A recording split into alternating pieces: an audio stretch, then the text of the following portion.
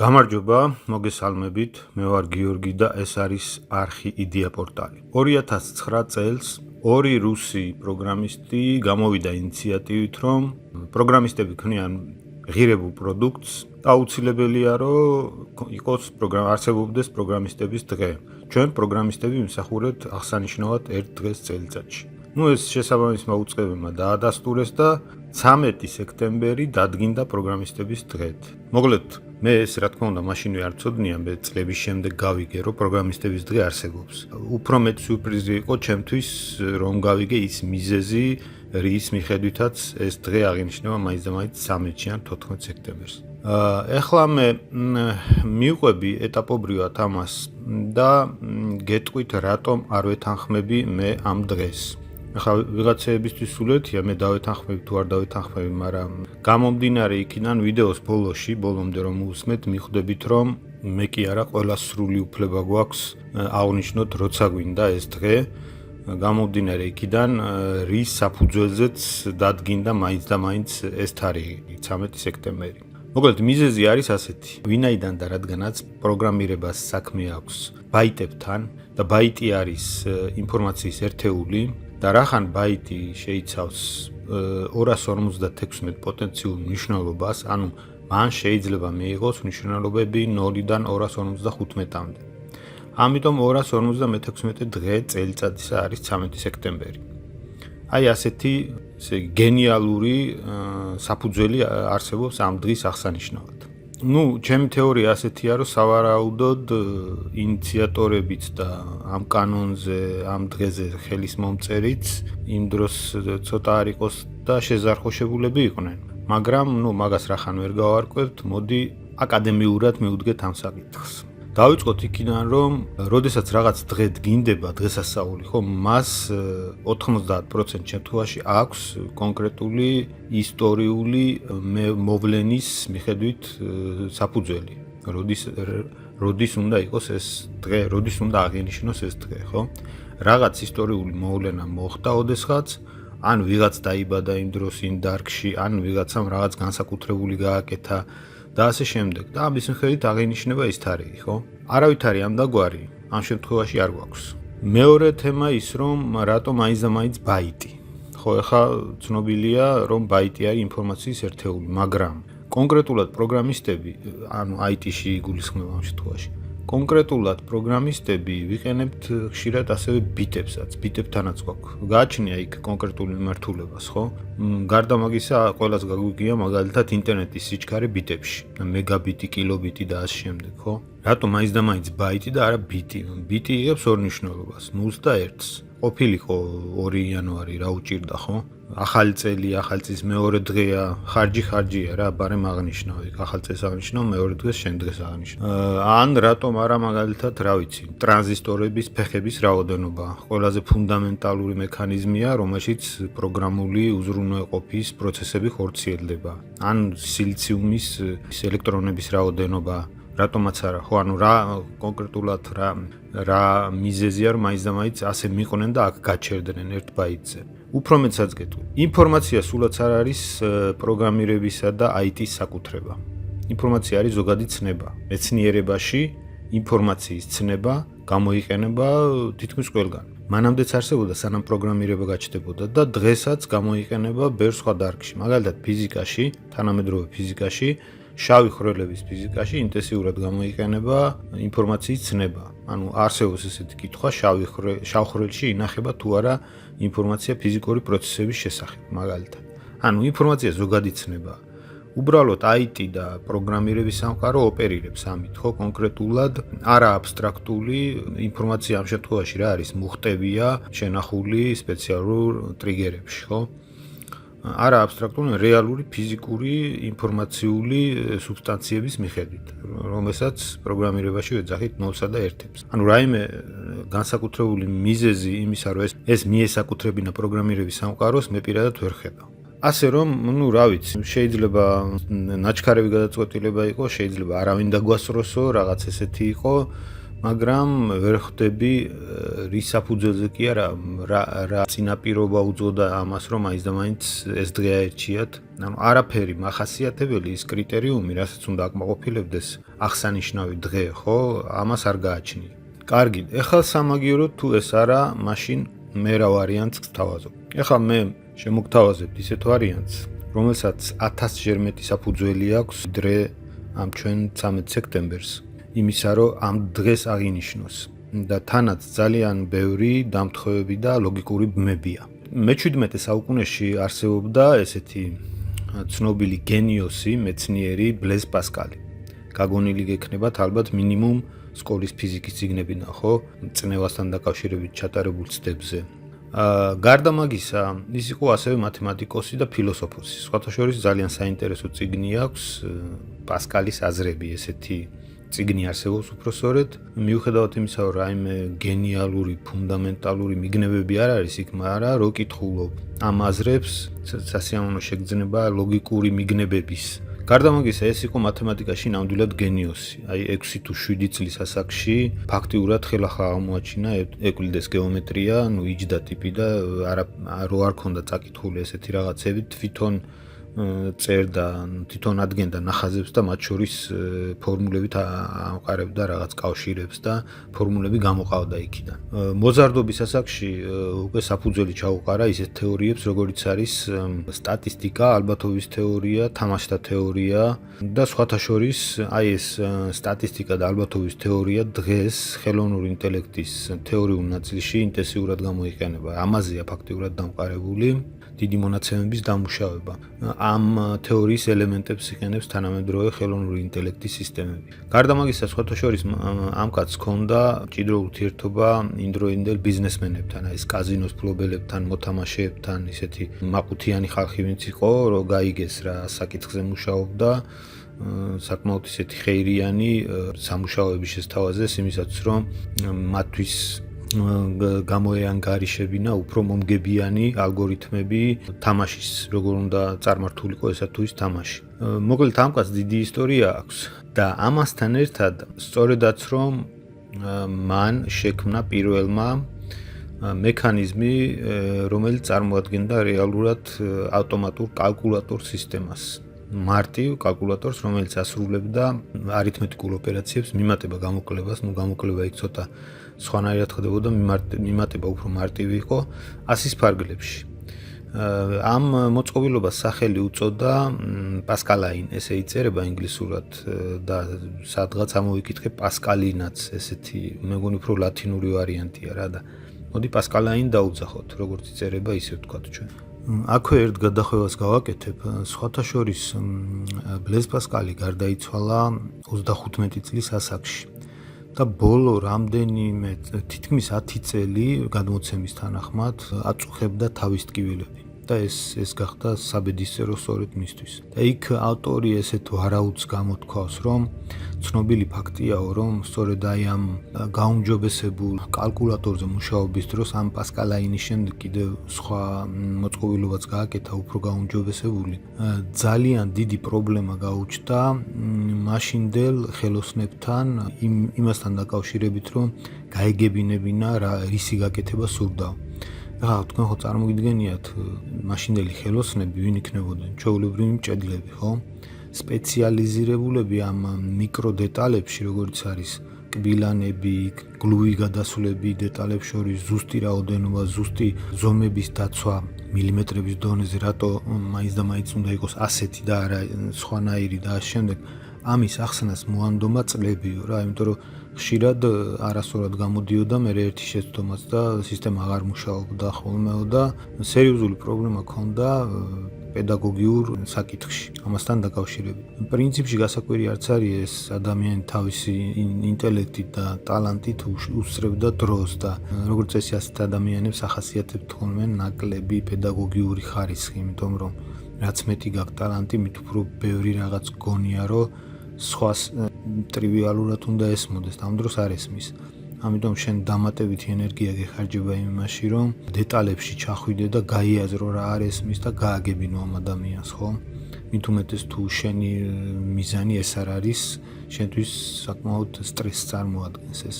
თუ რა თქმა უნდა დამატებით კიდევ პედაგოგიური ნიჭიც არ გაქვს. პედაგოგიური ნიჭიც კიდე ცალკე თემაა. ხო, ესეთი პატარა გადახვევა. ეხლა რატომ არის ეს მოწყობილობა ჩვენთვის მნიშვნელოვანი, როგორც პროგრამისტებისთვის? პირველად ის ანხორციელებდა ძირითად პროცესს, რასაც ქვია input-ი, დამუშავება და output-ი, ანუ მონაცემების შეტანა, დამუშავება და გამოტანა. ყველაფერი დღეს კომპიუტერში და მობილურში და ციფრულ მოწყობილობაში ამ პრინციპით მუშაობს. ხო, არსებობს მონაცემების შესატანი მონაცემები, არსებობს ალგორითმები და არსებობს გამოსატანი მონაცემები. თავად ხელოვნური ნეირონული ქსელიც კი ამ პრინციპზე აგებული. მარცხნივ არის შესატანი მონაცემები, შემდეგ მათემატიკური დამუშავება ნეირონულ ქსელში წონების მიხედვით და მერე მარჯვნივ არის გამოსატანი შედეგები, ხო? ანუ ეს თავარი ძირითადი პრინციპია. ამ მოწყობილობას გააჩნდა სწორედ ეს ძირითადი მექანიზმები.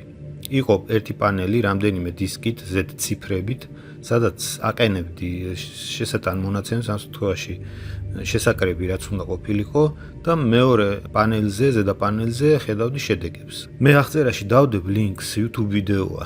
თქვენ შეგიძლიათ მარტივად მოძებნოთ, სადაც ეს დემონსტრირებულია. რა, ზუსტად ის მოწყობილობა არ არის, მაგრამ გრაფიკულად სამგანზომილებიან გრაფიკაში არის გაკეთებული იგივე მოწყობილობა. და ჩანს როგორც მუშაობს. შიგნით ეს ყველაფერი აგებული იყო კბილანებზე, ანუ ალგორითმიზაცია ხდებოდა მექანიკურად, ანალოგური მოწყობილობა. ეხლა რახან ალგორითმი ვახსენე, შეიძლება გაგიჩნდეთ კითხვა, რომ რატომ მაინც და მაინც ეს მოწყობილობა და არა ალგორითმი, პირველად როდის გაჩნდა ალგორითმი. სწორედ ამ მიზეზის გამო არ ავიღე ალგორითმი, იმიტომ რომ ჩვენ შეხება გვაქვს კომპიუტერებთან, კომპიუტერი უნდა ახორციელებდეს აი ამ ძირითად პრინციპს, ხო, შეტანა-გამოტანის მექანიზმს, შეტანა-დამუშავება და გამოტანის მექანიზმს. ალგორითმი თავისთავად ცოტა ბუნდოვანი წარმოშობის ცნება, ამბობენ ერთ-ერთი ვერსიით ამბობენ, რომ ეს არის შუა საუკუნეების არაბი მათემატიკოსის ალ-ხორეზმის სახელიდან მოდის. ალგორითმი არის ზოგადი ცნება, ეს რეალურად არის მოქმედებათა თანმიმდევრობა. აი მაგალითად ძველ ეგვიპტურ პაპირუსებზე სკრიპტებად ეწერა იმის ალგორითმები თუ როგორ უნდა აეგოთ რაღაც შენობა, კონკრეტული ტიპის შენობა, რაღაც ესეთი მოქმედებათა თანმიმდევრობა იყო.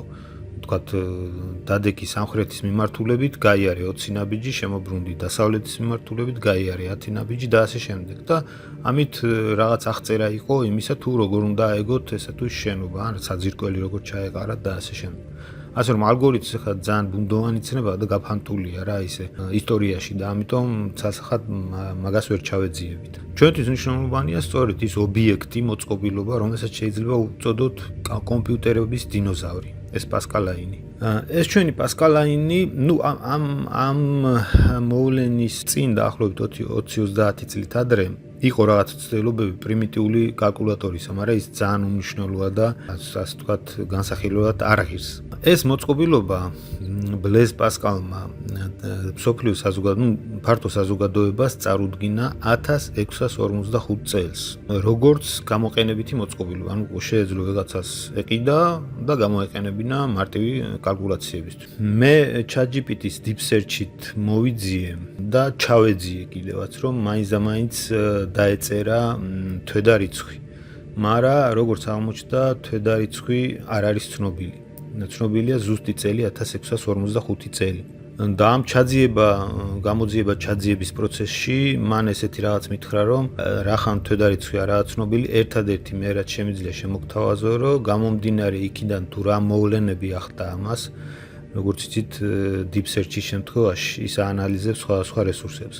გამომდინარე იქიდან თუ რა მოვლენები ახლდა მოწყობილების დემონსტრაციას, ეს სავარაუდოდ უნდა ყოფილიყო გაზაფხულის ზაფხულის პერიოდშიო რა. და ვნახოთ ახლა როგორი ბმები და დამთხოვები გვაქვს აქ ჩვენ. ახლა მე ვიფიქრე რა შეიძლება ყოფილიყო, როგორ შემიძლია გადამექცია ეს წელი თვედარიცხვად და ავიღე ძალიან მარტივი და ბანალური მიდგომა. შეიძლება აქ ბანალურია, მაგრამ ხვდებით რომ მთლიანობაში ეს გაცილებით უფრო მაღლა დგას 10 თავით, ვიდრე დღეისათვის რეალურად არსებული თარიღი 13 სექტემბერი. ანუ პირველი ავიღებ ფორმატი რიცხვი თვე.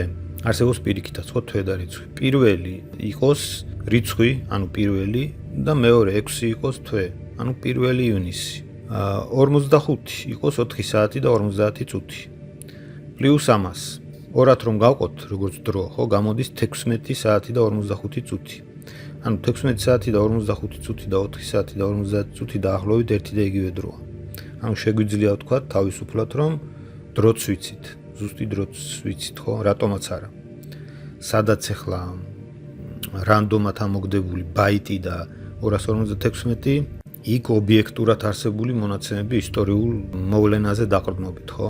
ანუ 1 ივლისი და კიდევ ერთი დამთხევა, გაზაფხულის ზაფხულის გამყოფი პერიოდი. ხო? მე მგონი კარგია და კარგზე უკეთესი. მე მგონი, რა ვიცი, ეს ნორმალური თარიღი. ასე რომ შეგვიძლია თავისუფლად აი ეს ჩვენი წელი გარდაქმნათ აი ამ დღეთ და 1 ივნისს აღვნიშნოთ პროგრამისტების დღე. რატომაც არა რა უშლის ამას ხელს, ხო?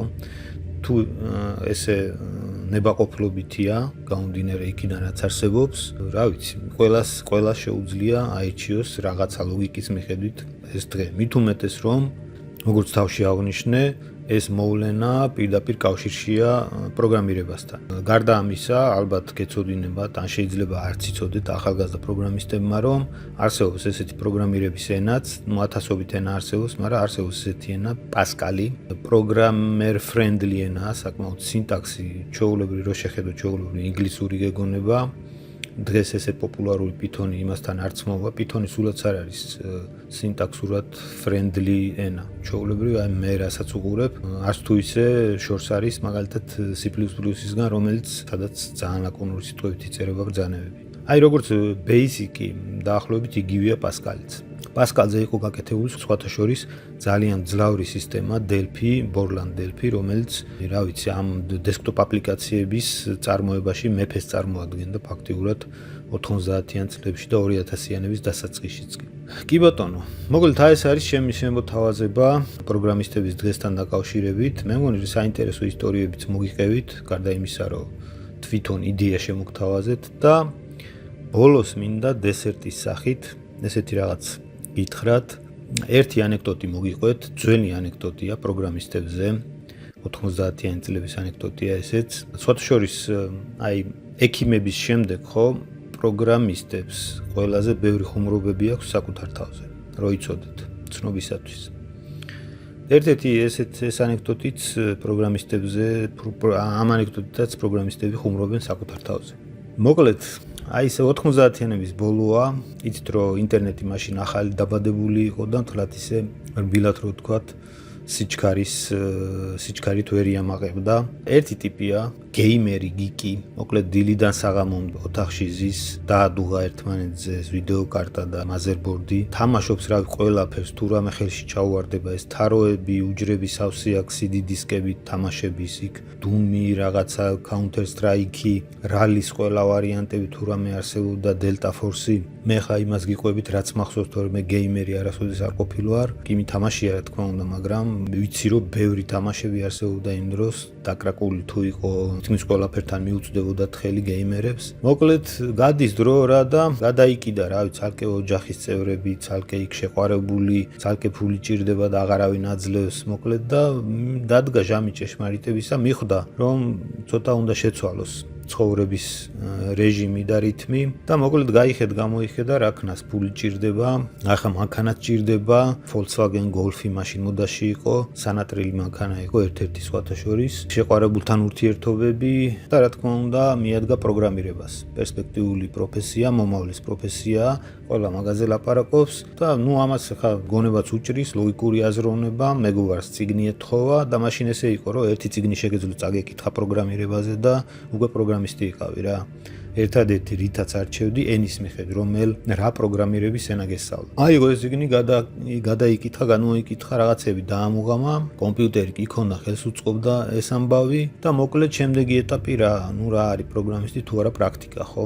ეხლა დაიწყო უკვე networking-ის შენება, იქ დადის დიდათ არის ხალისება, მაგრამ სისტემებს უყენებს ვიღაცებს, იქ პრინტერებს უფიქსავს, იქ რა ვიცი, თან თავაზობს იდეებს, იქ ხვები რომ შაურმას თავაზობენ ეს შაურმის კალორიების კალკულატორის დაწერას თავაზობს და ესეთი ყველა შანსს ეძებს, რომ რამენაირად სადმე ვიღაცა კლიენტი გამონახოს, რომ დაუწეროს პროგრამა და ან კომპანიაში თუ მოხდება შემთხვევით რაღაცა არხზე დაჯდეს რა. და აი ერთ შვენიერ დღესაც გაარტყა და დამწყები კომპანია, შიდა ქსელი ჭირდებათ კომპიუტერის, ამას დაუძახეს იქ ლიფტის განცხადებიდან ჩამოხეული ტელეფონის ნომრით და აუწყო ყველაფერი, სისტემა გაუმართა, ქსელი აუწყო და თემა რომ კომპიუტერში კი ხარ ძმაო და არა პროგრამისტი ვარ და ხო პროგრამისტი ხო სულ ერთია, შენ შეგიძლია ამის დაწერაო, აი სწორედ აქედან დაიწყო ყველაფერი და ერთი პროგრამა დააწერინეს, კარგად გაუმართა, პერფექტიონისტია ესეც, კარგად გაუმართა ყველაფერი, მოეწონათ, მეორე შეკვეთა მისცეს,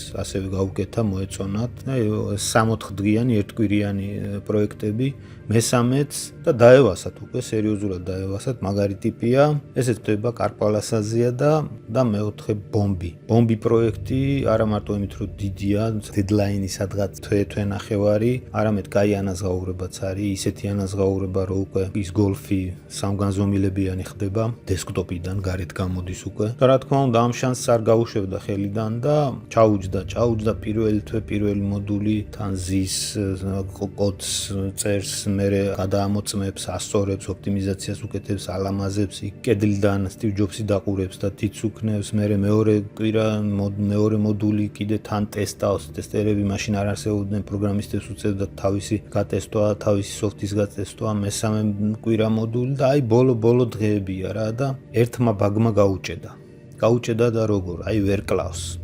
ეხლა პროგრამისტები მიხვდებიან. მოკლედ დაფიქსავს, მეორე გაჩნდება, მეორეს დაფიქსავს, ეს პირველი გაჩნდება, ორივეს რაღაცნაირად დაფიქსავს, მესამე გაჩნდება საიდანღაც. გააწამა რა, გახდა ჩამოხმა, ძვალი დატყავია, რაღაცა წვერები, თმები, ამობრუნებულ ცოცხს გავს, საჭმელსაც გარედან უკრიან, კლავიატურაზე კარტოფილი და ჯეჯილია ამოსული, მოკლედ თვალები დასიებული, ადგება გაივლის, გამოივლის, დაჯდება, დაწერს სატესტო აპლიკაციას, გაუშვებს, შეამოწმებს, მუშაობს, გადაიტანს პროექტში, არ მუშაობს, კიდევ გაუშვებს დებაგში, მუშაობს ყველაფერი, დებაგის გარეშე არ მუშაობს. მოკლედ მისტიკაა რა, ვერ გადმოიღო წიგნები, გადმოფურცლავს, რაც ქონდა, ვერ ნახა ვერაფერია ამოხსნა. იქ ცალკე კლიენტები ურეკავენ, აბა როგორ არის საქმე, დედლაინი, გუშინ წინ უნდა ყოფილიყო. ახლა ესენი უშლიან ცალკე ნერვებს. ახლა გარედან ვიღაცეები აწუხებენ, მოკლედ კაცი აღარ გავს ადამიანს. აი ბოლო საათებია და ბრახ გადაიკვანძა ნეირონები იმის ტვინში და მოძებნა არალოგიკური, არამედ კრეატიული სოლიუშენი და დახურა. როგორც იქნებოდა დახურა პროექტი. კიდევ ერთხელ გადატესტა, გადაწერა CD-ზე, შეაგდო უჯრაში, ჩაკეტა საგულდაგულოდ და აი 4-ზე გამოდის ოთახიდან, გამოფოფხდა დივანზე, მიეგდო და გაყვითლებული ლიმონზე დამაგრებული თვალებია რა. ხო და ამ დროს დედამისი უყურებს კიდევ იმ ეშმაკის ყუთით თამაშობდია რა, შენ მომიკვდი შენ. მოკლედ მეგობრებო, რატომ მოგიხევით ეს ანეკდოტი? ალბათ ზოგიერთმა თქვენგანმა იცით, რომ 1 ივნისი უკვე დაკავებულია და ეს არ წარმოადგენს პრობლემას, რომ ერთ დღეს 2 დღესასწაული აღინიშნებოდეს, მაგრამ აი ამ ანეკდოტთან მიმართებაში კიდევ ერთი ლოგიკური ბმა ამ დღეზე. 1 ივნისი არის ბავშვთა დაცვის საერთაშორისო დღე. სპოილერი თქვენთვის მომინდვია. აი ეს სულ ეს იყო რაც მინდოდა მეთქვა, რა ვიცი, როგორც ჩემს არხს შეესაბამება იდეა, მე მომწონს, მე სულ არ მაინტერესებს ჩემთვის აღნიშნავ ამ დღეს, ამ დღისით აღნიშნავ. თუ ვინმე აღნიშნავს კიდეს, მაგას რა ჯობია, ჩემი კოლეგები თუ გაავრცელებთ ამას, პოპულარული ხდება, ძალიან კარგი იქნება. მადლობთ ყურადღებისთვის, მომავალ შეხვედრამდე.